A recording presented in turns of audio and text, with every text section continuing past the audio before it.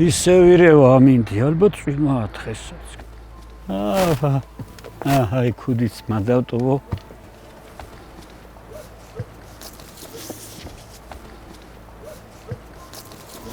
რაქსა ვინიც რა ნაწყალებია, ჯორით ნაზიდი ქვები, აი რიყის ქვები. რა ტანჯვა გაიარეს ჩვენმა წინაპრებმა. ესეთი მორკალული იყო თუ მე თუ გამობერილია. არა ეს მე უკვე დაზიანებ, კი.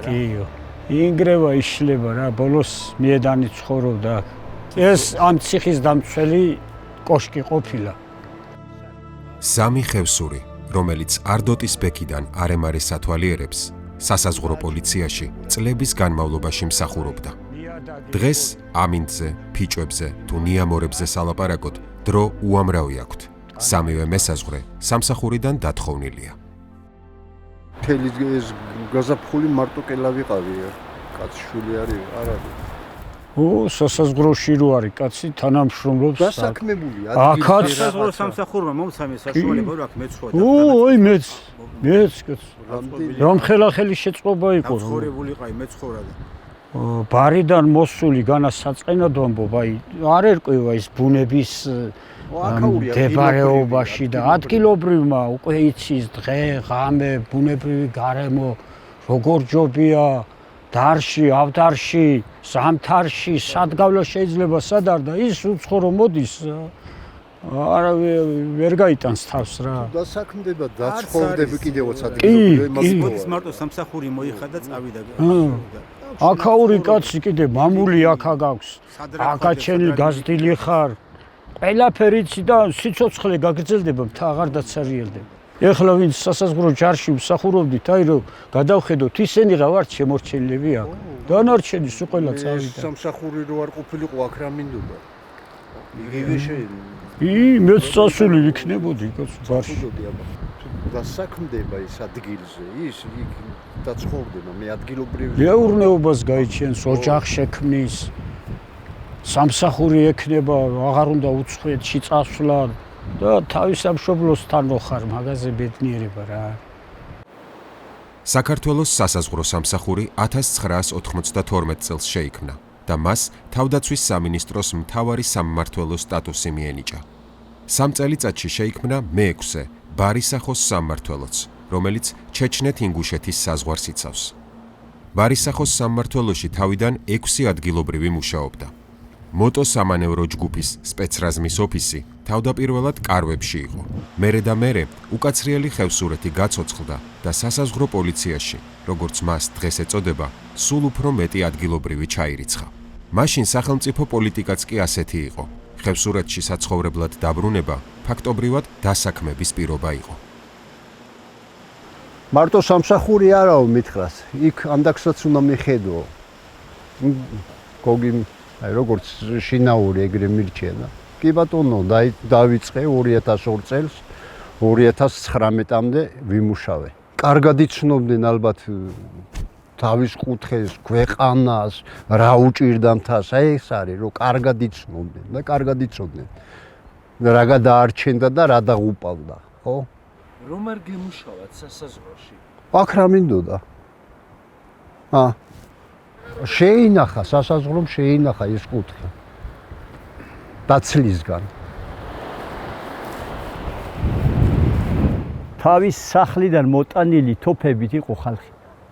და ყველა არც ერთი უცხო ადამიანი იქ არ იყო საზღვარზე. იმიტომ რომ ის კაცი არა ისე უდგებოდა იმ საზღვარს, იქ ვინც იჯდა. ჩორო ადგილის კურდღელს რო ადგილის მწევარი უნდაო რა. სასაზღვრო ჯარი ჩემთვის იყო ძალიან დიდი ბედნიერება. ოჯახი, შვილები გადავარჩინე, ხელფასი მქონდა და დღესაც მიყვარს, აი ეტმფრენი რო გადმოიფრენ, შეულმფრენი უпроსწორად. პირჯვარს გადავსწერ ცაზე რომ მესაზღვრეებს უნდა ძალიან მოფერება, გაფრთხილება, იმიტომ რომ ჩვენი და ჩვენი მიწაწყლის მცველები არიან. სიზმრებითაც კი ისე ვიქავარ, იქ დავდივარ მწვერვალებზე, ავდივარ, სულ აი მთელი ხეობები, არ არის ადგილი რომ არ მქონდეს შემოვლილი რა. ნიკო რომ ხევსურეთში დაბრუნდა, არდოტში 12 ბავშვი იყო. ახალგაზრდა ფილოლოგმა მათთვის სკოლა პირდაპირ ღია ცის ქვეშ გახსნა. თავადაც ღია ცის ქვეშ ეძინა და 40 დღის შემდეგ საკუთარი და სასკოლო თავშესაფარი აიშენა, სადაც მერხიც და მაგიდაც თვითონ შეჭედა. 1 წელი შატილის სკოლა-ინტერნატშიც ასწავლა. სკოლაც რო დაიხურო და სასაზღვრო ჯარში რო არ მივიღე კიდე 2009 წლის 27 მაისს ისევ მიმიღეს. წვეტილი მქონდა, ბავშვები მყავდა ძალიან პატარები და არ დახმარება ჭირდებოდა ოჯახს. ხო და ამან თუ არა მე უნდა წავსულიყავი ბარში, გადავსახლებულიყავი.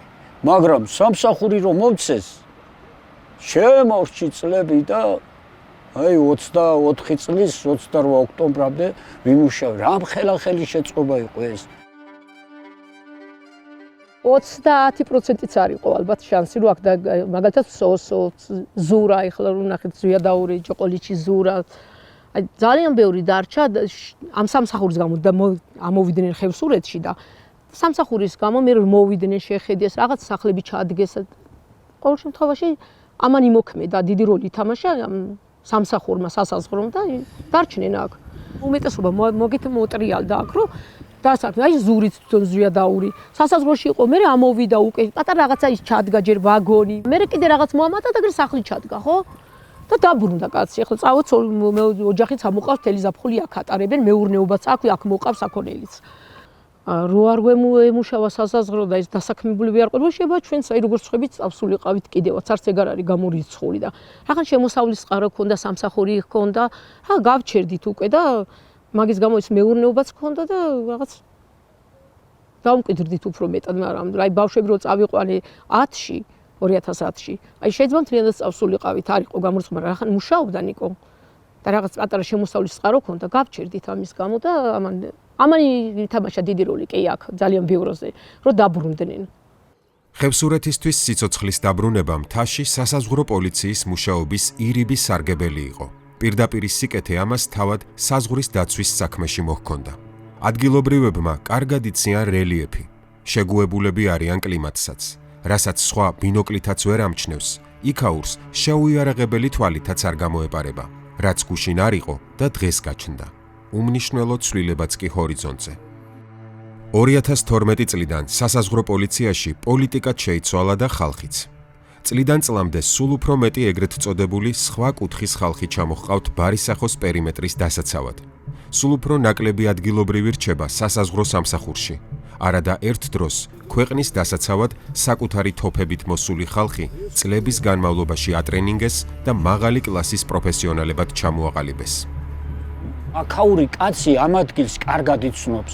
დღე არის, ღამე არის, გავა, არაფერს არ გაიჭირვებს, სამთარია, სად საზვავოა, სად საქვია, სად სანიაღვრია, სად ბალახია, სად კლდია, სად სასხლეტია, რო არ დაცურდე.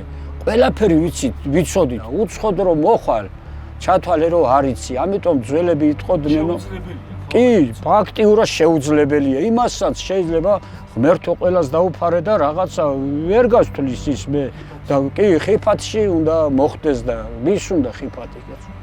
იმიტომ რომ ის ვერ გაივლის, ზოგი თვალმაშიშია, არ შეუძლია ხო? აი თვალი უშინდება იმას და აი ესე კანკალს აწყებინებს და დაღუპილია, გადავარდება. დაბრუნეკო და ვის თვალმაშიში არ არის, ესევე წახით აქაურები, გაუშვის, ვინც შეჩვეულია ბავშვობიდან ვეცის. აი საიდან გადახვალ ხონიში, საიდან გადავალ ხონის ჭალაში, საიდან გადავდივარ ხახაბოში, საიდან გადავდივარ თქვათ ანდაკში. აი ამ სამანქანო ბილიკზე და საცალფეხო ბილიკზე და სამანქანო გზაზე კი არ ვიძახე, აი მთებზე ვიძახე მე. ეს ჩვენც ვიცით. აი ეგრეთიდან გადავდივარ იმაში, გიორწმინდაში ჩავდივარ, აქედან გადადიხარ შატილში ჩადიხარ. სულ ვიცით ეს მთები სად მომენტიდან სად უნდა გადავიდეთ. და აქ შემოყვანილი ვიღაცა სხვა რო შემოყავთ უცხოები. აი ხლა არდოტში რო ამოიყვან, რო კითხო რომელი სოფელია, შეგეკითხან ხახაბო არისო. იმიტომ რომ აქეთ არავინ არ არის დამყოფი. შემოდიან მუცოში, პატრულება სადაც უღწევს იგივე ტერიტორიაზე პატრულირებენ და всё, ამის იქით ხახაბო, არდაკი და არჭილოში პატრულირება არ ხდება არდოტში. არავინ არ იცის აქ რა ხდება საერთოდ. დღეს გელიკა გენოციდია. დღეს შატილის და ხოტის არის გენოციდი. გელა ხევსური უნდა იდგეს კარში. როგორც მდგარა. წერტი. იმისი ადგილი უნდა გამოინახოს. ჩოკას თვალები რო დასთხარო ადგილობრივ ხევსურს არა, აი იცის რომ ის რაღაცა ხელით მოშინჯავს და ეხლა იცის რომ ის გზა სარდმინისა უნდა დახვდეს მტერს. ეხლა ის გაყარე ვინ ზედმეტია, ხოჭა. ის ხევსურების გარეშე. საწავიდეს ხევსური იქ ცხოვრობს, ბიჭო. შენ ეს კაცი იქიდან ტყვეობაში მიყავს იქ და ის იქ ცხოვრობს, რა დააშავა, რამე იქურდა იქ, რამე გააფუჭა, რამე ჯარს არ დემისქნა, თუ რა ქნა იმ. ის ეუთოელები იქ რატო იდგნენ, რუსები იდგნენ, ისინი აკონტროლებდნენ. ეხლა ეს სადგას სოფელში, სოფლის ნახირში. არეულ ერთმანეთში მწყემს იმუშა მიფსველი მოსე სოფელში. ამან მიიყვანა და დადვა ხო სულეთი აი სად იდგება. ანუ აქედან გამოდის რომ აი ამ სახელმწიფოსთვის თუ ამ იმისთვის არა აი სად იდგება სულეთი ან ვინ იდგება. ხო, მიიყვანა და დასვი რომ მათო თავი დაგიქნიოს ჭამოს არ დაიკარგოს მორჩა სულეგარი. რას მოეფარები შვილო კრაუტიზის შეზურები?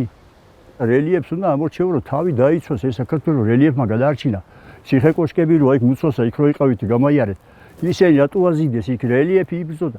ეს აქ შუამინდორში არიან, აგე ზეთუკას შუამინდორში არიან. აგე იტალიეს საერთო საზღვარი არ არსებობს. ჯიხვისა ჟუჟა წაიყვანეს, იქ ის არის ვიღაცა ის გაერთვნენ და ის მომზრალ. იქ რა უნდა ხევსურის გენმოსასვლელი, ხევსურის გასასვლელი. ბარისახოს სამმართველოს პერიმეტრი არხოტისა და შატილის მხარეში 72 კილომეტრს იცავს. 44,000 ჰექტარ დასაცავ ფართობზე სულ 10 ოჯახი ცხოვრობს.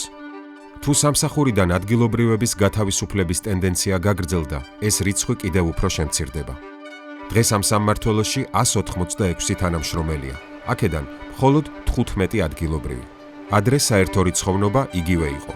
ოღონდ მათ შორის 70 ხევსური იყო. აი ბოლო წლები დაახლოებით ისევ გამიმეორებ, რომ 2020 წლებიდან უკვე რაღაცა ცვლილებები გატარდა ადგილობრივების მიმართ, არ ვიცი, ახლა მართალს ვიტყოდით და ეს სიმართლის თქმა არ მოწონდა, რაღაცა დაირღვა, არ ვიცი, სად დაიღო ეს, ვინ მართავდა, როგორ მართავდნენ, მაგრამ ადგილობრივებს უკვე რაღაცა ისეთი ის იყო, რომ აი ბოლო წლებში მაგალითად რომ ადგილობრივი რომ მიდის გზაზე, მანქანაც არ უნდა გაგეჩერა და არც უნდა მისალმები ყავი. წავიდნენ დასევდიანებულები, წავიდნენ და უცხოეთში წავიდნენ, აი ახლა მე რა უმეტესობა არის უცხოეთში წავიდა რა, იმიტომ რომ რა ექნა იქ. წავიდნენ ზოგი ევროპაში არის, ზოგი ამერიკაში არის. არა და ყოფილიყვნენ ასაკი არ ჰქონდა 55 წლისას სათავისუფლებდეს და არ ჰქონდა ახალგაზრდები იყვნენ წავიდნენ და უცხოეთში არიან დღემდე და არ ჯობდა აქ თავისუფელში ყოფილიყვნენ თავის მიწა-წყალზე ყოფილიყვნენ ალბათ ჩვენს მერე აღარავინ გააგრძელებს აქ თუ სამსახური არა გაქვს აქ რა გინდა აი გინდა ამ იმას სასტუმრო კონდეს აქ 5 თვეა სეზონი მაგით ვერაფერი ვერ შეინახა ვერც თავს და ვერც ოჯახს და ეხლაც თუ გზა არ არის და ხიდი არ აქვს ვინ მოგივა შენ სტუმარი არ მოგივა სასაზღვრო პოლიციიდან ადგილობრივების გასათავისუფლებლად იყენებენ ყველა ფორმალურ მიზეზს როგორიც არის მაგალითად ასაკი და როცა ასეთიც კი არ არსებობს არაფორმალურ მიდგომებს იყენებენ როგორიც არის შარის მოდება. სოსო ზვიადაურს, რომელმაც 20 წლეული გაატარა ამ ქვეყნის სამსახურში, 55 წლისას უთხრეს. დაბერდიო, ნიკო კი თავად აიძულეს წამოსულიყო. პირდაპირ ვაცხადებ, ეს არის ხევსურეთის დაღუპვა. აი როგორც 1952 წელს დეპორტი, ანუ გასახლება გაუკეთეს კომუნისტებმა, მე ხო ისევ დაბრუნდა ჩემი მშობლებიც.